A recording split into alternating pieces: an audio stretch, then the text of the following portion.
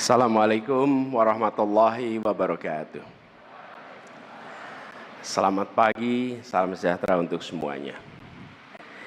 Yang saya hormati Rektor Universitas Gadjah Mada, pimpinan Majelis Wali Amanat, pimpinan Senat Akademik, pimpinan Dewan Guru Besar, para wakil lektor, para dekan, dan wakil dekan yang hadir dalam kesempatan ini, yang kami hormati para orang tua, keluarga, serta kerabat wisudawan, dan yang paling saya banggakan, para wisudawan Universitas Gadjah Mada yang hadir pada pagi hari ini. Serta hadirin semua yang dimuliakan Allah. Bersyukur sekali kita bersama-sama bisa hadir. Bagi saya pribadi ini sebuah tempat yang emosional. Karena di sini juga saya merasakan wisuda ketika gedung Geraha Sabah Pramana ini baru dibangun, baru selesai. Sebelumnya lapangan sepak bola, tempat masa kecil saya main sepak bola ya di lapangan ini. Sebelum kemudian diubah jadi gedung. Bagi kita semua yang hadir bersama, para wisudawan khususnya, ini adalah hari yang istimewa. Tapi besok adalah hari-hari biasa. Dan ujian yang sesungguhnya bukan di hari istimewa. Ujian yang sesungguhnya di hari-hari biasa. Pertama, saya ingin berbagi beberapa hal yang barangkali berguna untuk hari-hari biasa yang panjang ke depan. Pertama, soal masa susah dan masa mudah. Teman-teman semua, lulus di tahun yang tidak mudah. Rupiah di kisaran 17.700. Pasar kerja menyempit. Persaingan ketat. Jadi lulus tahun ini kita harus jujur lebih sulit daripada lulus tahun-tahun sebelumnya.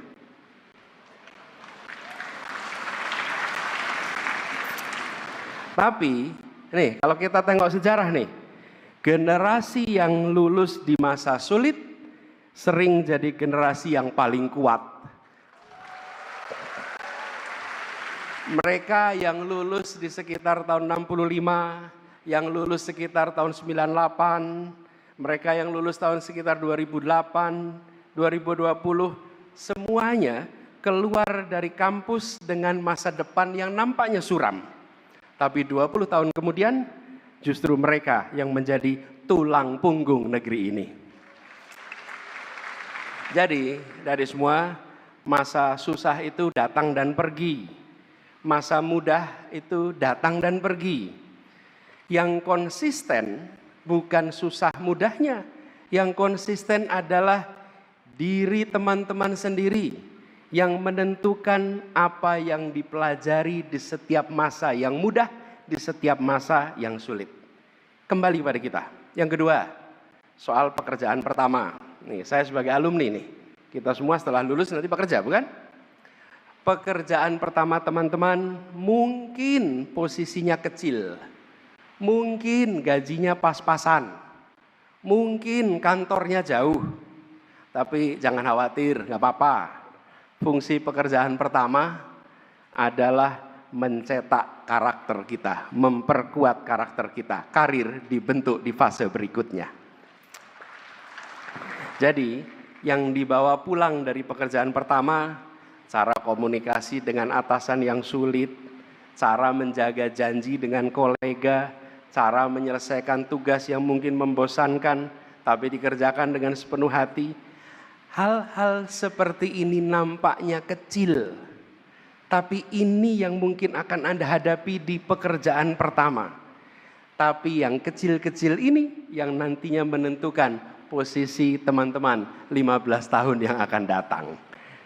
Banyak pemimpin yang kita kenal hari ini, kalau ditanya dulu pekerjaan pertamanya apa, banyak sekali yang pekerjaan pertamanya itu tidak istimewa. Biasa-biasa saja, tapi justru di sanalah mereka belajar hal-hal yang mungkin tidak diajarkan di kampus manapun. Jadi jangan tunggu pekerjaan sempurna untuk memulai yang terbaik. Berikan yang terbaik dimanapun Anda berada, di tugas apapun yang Anda terima, di amanah apapun yang Anda dipercayakan. Kerjakan yang terbaik, hasilnya menyusul pondasi untuk masa depan yang lebih baik. Yang ketiga nih teman-teman, soal masuk sistem. Sebagian dari teman-teman akan masuk institusi besar, bisa di pemerintahan, bisa perusahaan besar, bisa organisasi besar. Tiap institusi punya budayanya. Ada yang budayanya sehat, ada yang budayanya kurang sehat. Dan masuk ke dalam organisasi apapun ada risikonya. 5 tahun di tempat baru yang sering berubah justru teman-teman sendiri. Pelan-pelan ikut arus, pelan-pelan kompromi. Yang dulu merasa nggak nyaman, yang dulu pegang idealisme, pelan-pelan luntur secara tak terasa. Nah, di hari pertama mungkin semua terasa asing. Jalan waktu, bulan kedua, bulan ketiga mulai biasa. Akhirnya larut. Nah, ada 3 jangkar teman-teman yang bisa membantu untuk tidak larut bila berada di dalam tempat yang kurang sehat. Pertama, jaga lingkar sahabat di luar institusi sebagai cermin. Kalau cermin tidak ada, kita kehilangan pengetahuan tentang rupa kita sendiri. Yang kedua, jaga waktu untuk membaca, supaya tetap tahu dunia yang ada di luar pagar kantor kita. Yang ketiga, ingat alasan dulu masuk ke sana. Tulis di kertas kalau perlu. Masukkan dalam amplop, sesekali dibaca mengapa saya berada di tempat ini. Saya meyakini posisi boleh berubah-ubah, tapi prinsip harus dipegang terus lintas waktu. Kemudian yang keempat teman-teman, soal sukses dan bertahan. Saya ingat pesan dari ibu saya pribadi. Ibunda itu sering pesan begini, yang kamu punya cuma nama baik, jaga nama itu baik-baik. Buat teman-teman semua di sini, yang kita punyai, yang Anda punyai adalah nama baik. Jaga nama baik itu baik-baik. Dan ukurannya untuk keberhasilan sederhana sekali. Ukuran keberhasilan itu bukan dari pujian orang, tapi ukurannya dari seberapa besar kita bisa membantu orang lain. Seberapa besar orang terbantu dengan kehadiran kita. Dengan pesan-pesan itu teman-teman, saya menitipkan sebagai kakak kelas yang pernah diwisuda di sini, perjalanan ke depan Anda punya tanggung jawab, kita semua alumni Gajah Mada punya tanggung jawab yang besar. Kampus ini kampus perjuangan.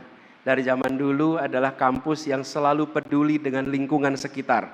Bukan kampus yang hanya memikirkan akademik saja, tapi bagaimana sarjananya, lulusannya berkarya di masyarakat. Karena itu saya titip sebagai kakak kelas, ada 4 tanggung jawab yang melekat di samir wisuda yang dikalungkan di leher adik-adik semua. Pertama, tanggung jawab pada diri sendiri. Modal utama saat masuk dunia kerja besok bukan ijazah, bukan IPK, bukan koneksi. Modal utamanya yang saya katakan, nama baik yang Anda miliki. Jaga itu. Yang kedua, tanggung jawab pada keluarga.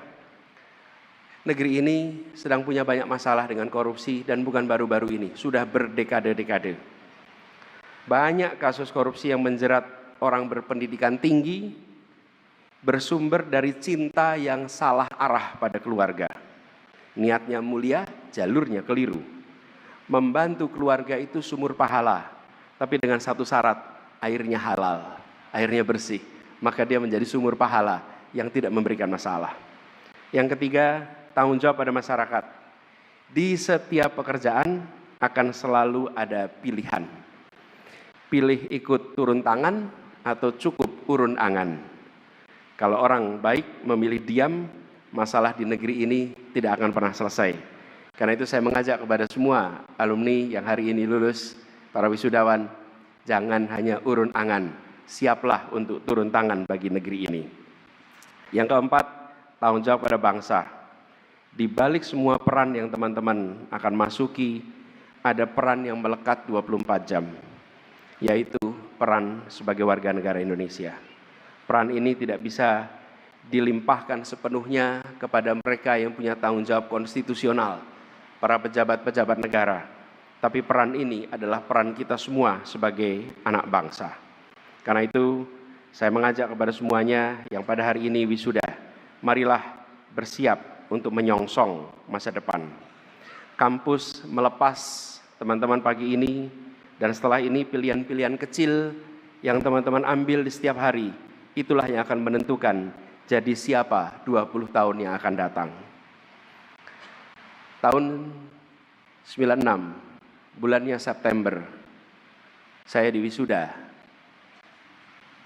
Maaf, bulannya Oktober November ya. November. Tahun 96 bulan November, ini Pak Dekan, Pak Didik ini seangkatan dengan kami tapi lulusnya lebih dulu. 96 bulannya November, saya di wisuda di tempat ini. Pada waktu itu saya juga tidak membayangkan bagaimana perjalanan ke depan. Tapi seperti tadi saya refleksikan, keputusan-keputusan kecil yang kita kerjakan di masa-masa awal, itulah yang akan menentukan seperti apa perjalanan kita dalam 20 tahun ke depan. 10 tahun pilihan kecil yang baik akan mengarah pada hidup yang baik. 10 tahun pilihan kecil yang keliru akan mengarah kepada kehidupan yang berantakan. Tidak ada satu keputusan besar, luar biasa, yang akan kemudian menjadi penentu semuanya. Semuanya adalah keputusan-keputusan kecil. Tapi ingat, perjalanan hidup kita ke depan adalah akumulasi keputusan-keputusan kecil itu. Selamat, Jogja dan kampus Universitas Gadjah Mada selalu menjadi rumah. Sekarang waktunya menyongsong masa depan, waktunya bekerja. Selamat menyongsong cerahnya masa depan bagi semua wisudawan di ruangan ini. Assalamualaikum warahmatullahi wabarakatuh.